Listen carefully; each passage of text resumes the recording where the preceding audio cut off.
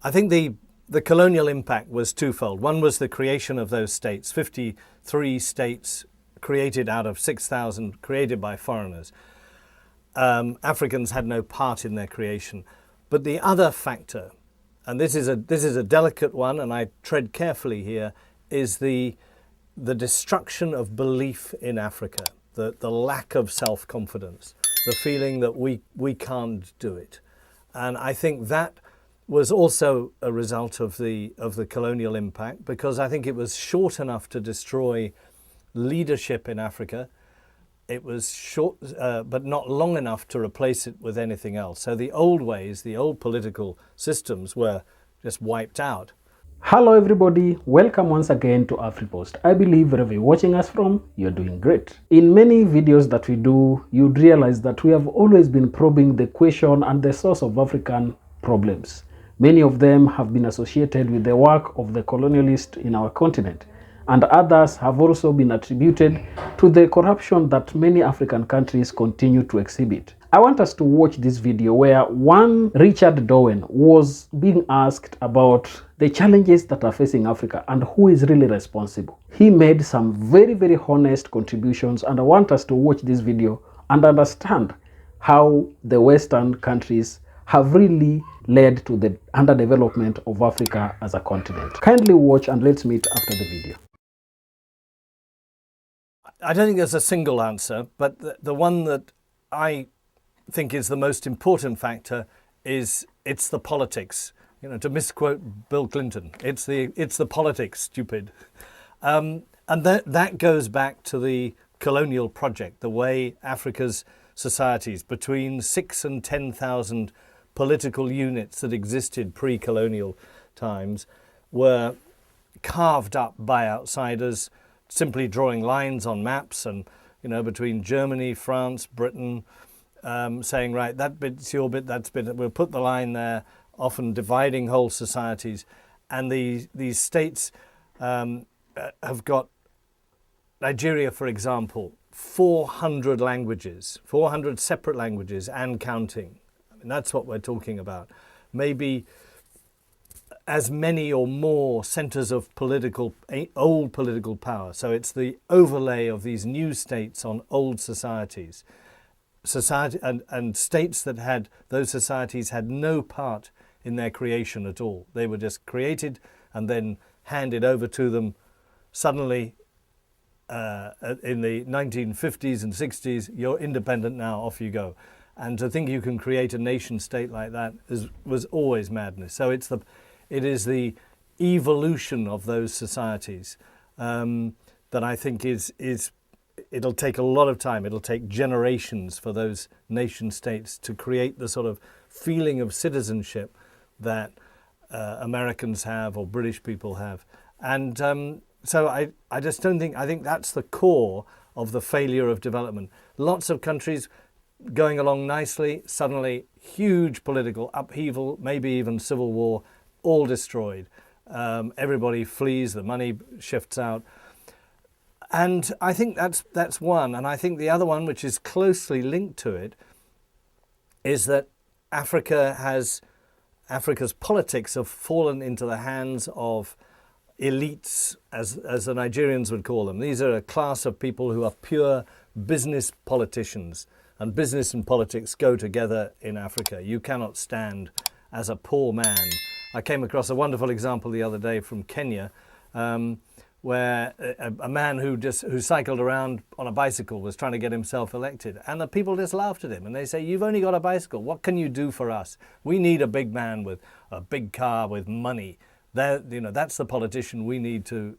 So there's this mentality, which I think has allowed a very small group of people to take over those countries politically, but also economically. And that's why you have something like, I think the World Bank says, between 60 and 70% of Africa's capital shifted out of the continent. It's in banks in Europe and Asia and maybe America as well.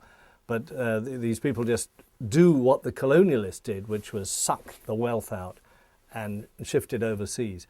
And until that changes, that is, until there's a a new generation or even a revolution that actually takes power back to African people, I think those problems, that lack of development, will continue. The answer has been, well, why should we invest in Africa as outsiders if the rich Africans don't invest in Africa? And that's been the case up until now. But I think it's changing. I think there is African capital flowing back into Africa, not just from remittances from African diasporas living overseas. I mean, 20 billion a year until recently. Not sure which way it's going to go now. But also some of the big men who are very, very rich men indeed are beginning to say, actually, maybe I can invest in Nigeria and do better than I can by investing in New York or in Switzerland or somewhere like that. I think the colonial impact was twofold. One was the creation of those states, 53 states created out of 6,000 created by foreigners. Africans had no part in their creation. But the other factor, and this is a delicate one, and I tread carefully here, is the destruction of belief in Africa, the lack of self-confidence, the feeling that we can't do it. And I think that was also a result of the colonial impact, because I think it was short enough to destroy leadership in Africa. It was short, but not long enough to replace it with anything else. So the old ways, the old political systems were just wiped out by the colonial impact. And with that, any form of political or cultural leadership was obliterated. And it is that loss of self-confidence, which I think was the other thing. I think Frantz Fanon wrote a lot about this. And you feel it. You often, people will say to you in Africa sometimes, I trust you because you're white. I wouldn't trust, and you say, but you trust, no, we wouldn't trust. And it's that sort of thing, which is, it's changing. It's definitely changing. But I think that was the other devastating impact, which we as outsiders do not see, that loss of self-confidence. And it takes time. It takes generations to restore that pride in Africa. And one of the people who's been very strong on this is Chinua Achebe, the Nigerian novelist. And he went back recently, and I had the privilege of accompanying him on his return to Nigeria for only the second time in 20 years. And he said to them, in your own cultures, you will find the values and the strength that will take you into the future. In your own cultures, and that restoration of self-belief, I think, is critical. China is number one. Number two is mobile phones and the internet. It's had, everybody knows the usual impact of that, and it has changed all our lives. But in Africa, it has made a huge difference. I'll give you some examples. One, market women.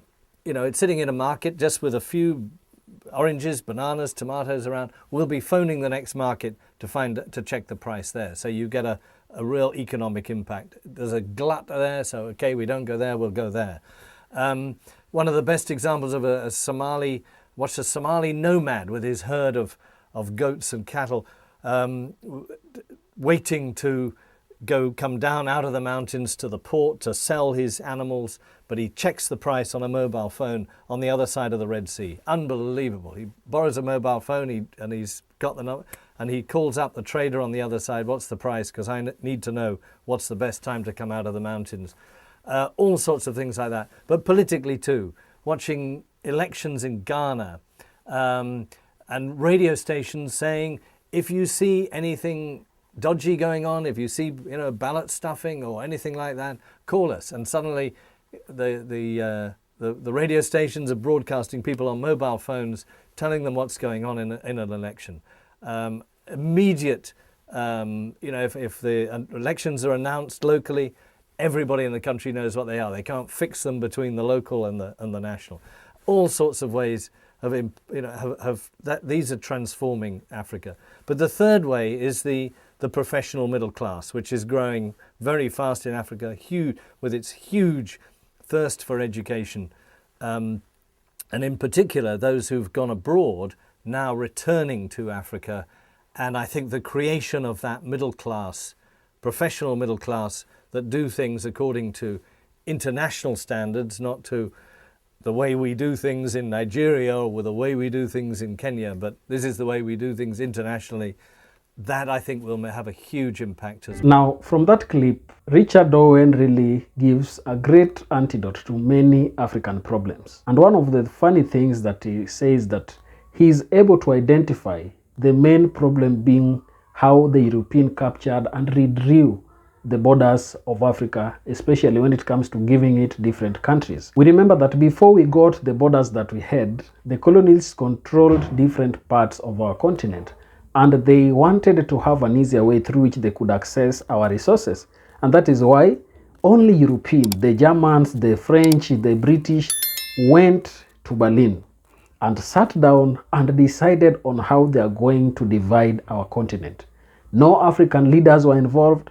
Our traditional leaders were not told anything, but they came up and said that in the 1950s, that now we are going to give independence. And this independence is going to work depending on the borders that we have drawn. So even as we always call and be very selfish of our countries, we must remember that by being selfish and not accepting that Africans should be moving freely in the continent, we are trying to really actualize what the white person already started, because according to them, their division of Africa was only to serve their own purpose, to address their own interests. And that is why the countries you are in, if you are in Nigeria, you must understand that the white person had an agenda, and that is why they drew that border in that manner. And these borders have also created a lot of challenges to Africa. You remember that countries fight with each other about borders and where a border should pass, yet they don't know that by this fight, they're kind of perpetuating what the white man started. And then again, Richard Bowen, who is the president of Royal African Society, also says that another problem of Africa is the elites who have taken over leadership. You know, these elites were created by the white person because they chose certain community leaders in our different parts of our countries, and then they gave them some power and preferences. And that is how these elites became people who are notable. And once it happened that way, these elites have also continued to perpetuate it within the African continent. And that is why you find that most African leaders, save for a few, are able to really do things that satisfy the common African person. Many of them are there to really dance to the tunes that are played by the Western powers. I believe that that clip has really refreshed your memory to understand the kind of challenges that Africa is going through and what kind of things different people, especially the West, has done towards Africa. Please, if you're watching us for the first time, don't forget to subscribe to this channel, like this video, and also share. Thank you. May the good Lord bless you. Goodbye.